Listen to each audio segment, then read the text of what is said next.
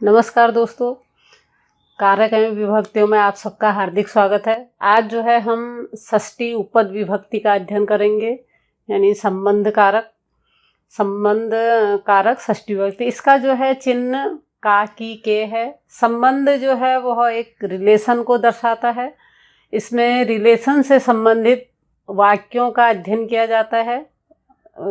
संबंध को दर्शाने के लिए जो है संबंध कारक का प्रयोग किया जाता है। इसमें षष्ठी विभक्ति लगाई जाती है। तो संबंध जो है रिलेशन, जैसे कि दो शब्दों का आपसी संबंध, दो पदार्थों का आपसी संबंध जो दर्शाता है, उसमें षष्ठी विभक्ति का प्रयोग होता है। तो इसमें जो है संस्कृत के आचार्य जो है वह संबंध को कारक नहीं मानते हैं। तो क्यों नहीं मानते हैं? क्योंकि जो है इसमें जो है शब्दों का क्रिया के साथ संबंध नहीं होता है। शब्दों का क्रिया के साथ संबंध नहीं होता है। जैसे उदाहरण से समझते हैं, देखिए, अहम रमेशस्य पुस्तकम पठामि एक उदाहरण है। जैसे इसमें तो मैं रमेश की पुस्तक पढ़ता हूँ, एक वाक्य है। तो मेरा संबंध है किसके साथ? क्रिया के साथ है। मेरा संबंध किसके साथ है? क्रिया के साथ है। यहाँ दिया है ना, ऐसा शब्दों का क्रिया के साथ संबंध नहीं होता, लेकिन कर्ता का संबंध है क्रिया के साथ। अहम यानी मैं जो है क्या है? पढ़ने वाली हूँ, क्रिया है। तो अहम जो मैं करता हूँ, इसका संबंध तो क्रिया के साथ है। अहम पठामि, मैं पढ़ती हूँ या मैं पढ़ता हूँ। तो यहाँ पर जो है जो संबंध है वो रमेशस्य पुस्तकम, इन दोनों का संबंध है। इस वाक्य में रमेशस्य शब्द का संबंध है किससे? पुस्तक से। मैं पढ़ती तो हूँ, लेकिन किसकी पुस्तक पढ़ रही हूँ? रमेश की पुस्तक। किसकी पुस्तक? रमेश की पुस्तक। तो पुस्तक का संबंध किससे है? रमेश से है। पुस्तक मेरी नहीं है, बल्कि किसकी है? रमेश की है। तो पुस्तक का संबंध किससे है? रमेश से है। तो रमेशस्य यहाँ पर क्या है? संबंध है। और रमेशस्य में क्या है? षष्ठी विभक्ति का प्रयोग हुआ है। तो इसमें जो है दो पदार्थों अथवा शब्दों का संबंध प्रकट किया जाता है। दो पदार्थ यानी जैसे रमेशस्य पुस्तकम, इन दोनों का आपसी संबंध है। और गंगाया जलम, गंगा का जल, दोनों का संबंध है। तो ये जो है इसमें जो है रिलेशन से संबंधित जो है सारे वाक्य आते हैं, और उन संबंधों को प्रकट करने के लिए उसमें षष्ठी विभक्ति लगाई जाती है।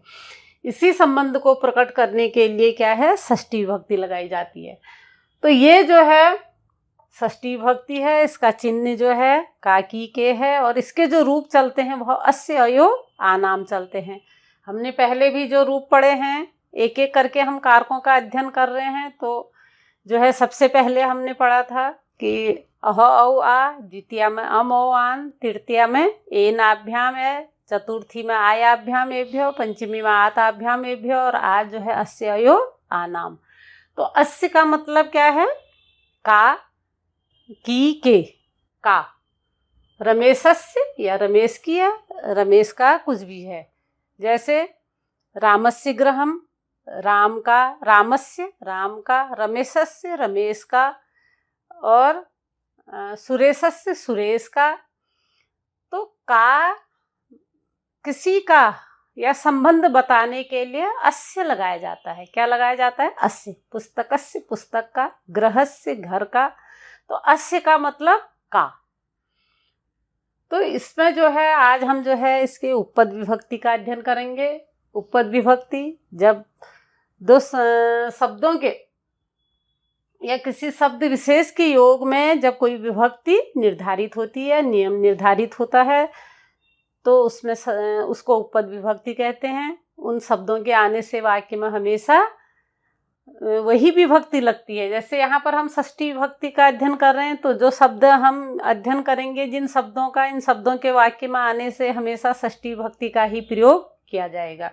तो सबसे पहला शब्द है ऊपरी, यानी ऊपर। एक शब्द है वृक्षस्य ऊपरी खगा तिष्ठन्ति, पेड़ के ऊपर पक्षी बैठते हैं। तिष्ठन्ति का मतलब होता है बैठते हैं।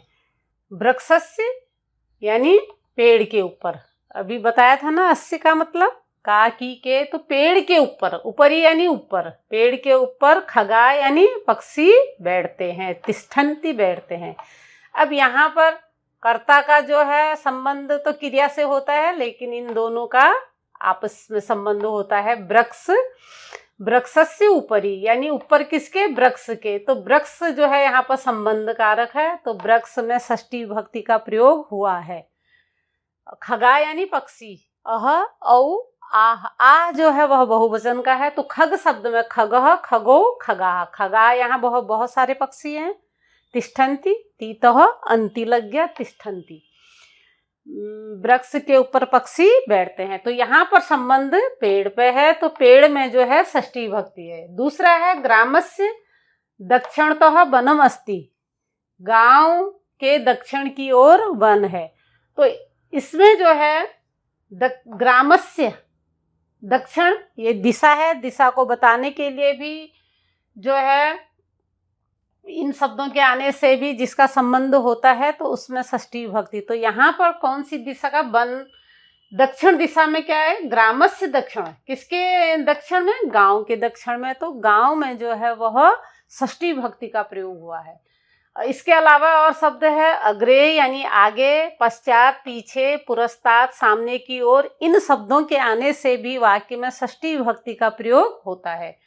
जैसे ग्रामस्य दक्षिणतः वनमस्ति, अब हम यहाँ पर ग्रामस्य अग्रे वनम अस्ति, गांव के आगे वन है। ग्रामस्य पश्चात वनम अस्ति, गांव के पीछे वन है यानी जंगल है। ग्रामस्य पुरस्तात् वनम अस्ति, गांव के सामने की ओर वन है। तो इन शब्दों के आने से भी जो है षष्ठी विभक्ति का प्रयोग किया जाता है संबंध बताने के लिए। आगे है अधि, उपसर्ग है ये, अधि जमा ई, इसका अर्थ है अधि यानी स्मरण करना, छोटी ई लगाई है धौ पर अधि में, स्मरण करना यानी याद करना किसी को। बालः मातु अध्येति, बच्चा माता को याद करता है। तो यहाँ पर जो है मातु शब्द में जो है वह षष्ठी विभक्ति का प्रयोग हुआ है। तो मातु इसके जो रूप चलते हैं, मैंने यहाँ पर दिए है मातुः, मात्रोः, मात्राणाम, षष्ठी विभक्ति के जो रूप चलते हैं, तो माता एक वचन है तो मातुः आ गया।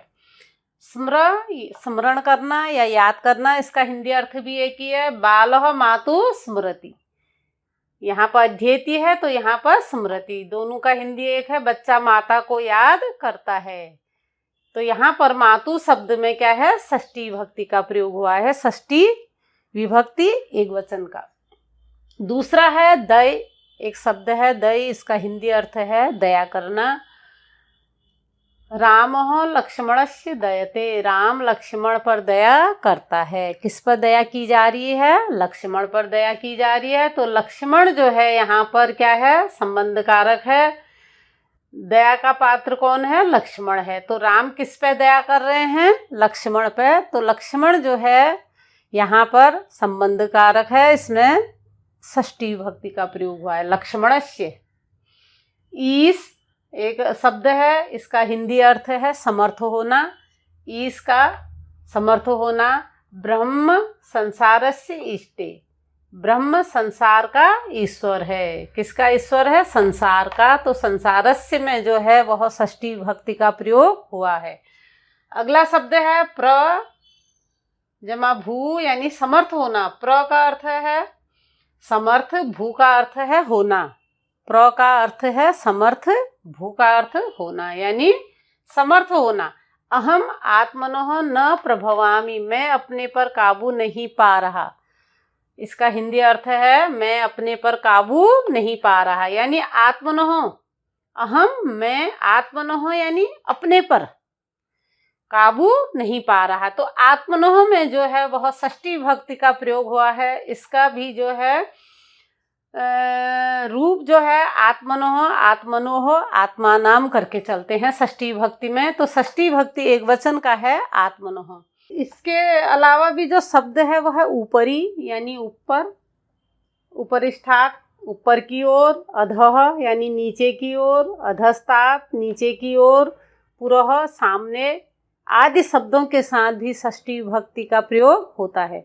अब ये शब्द जो है, जैसे ऊपरी, ऊपर, यानी यहाँ पर मैंने दे रखा है वृक्षस्य उपरि खगा तिष्ठन्ति, पेड़ के ऊपर पक्षी बैठते। उपरिष्ठात्, ऊपर की ओर। वृक्षस्य उपरिष्ठात्, पेड़ के ऊपर की ओर पक्षी बैठते हैं, ऊपर की ओर।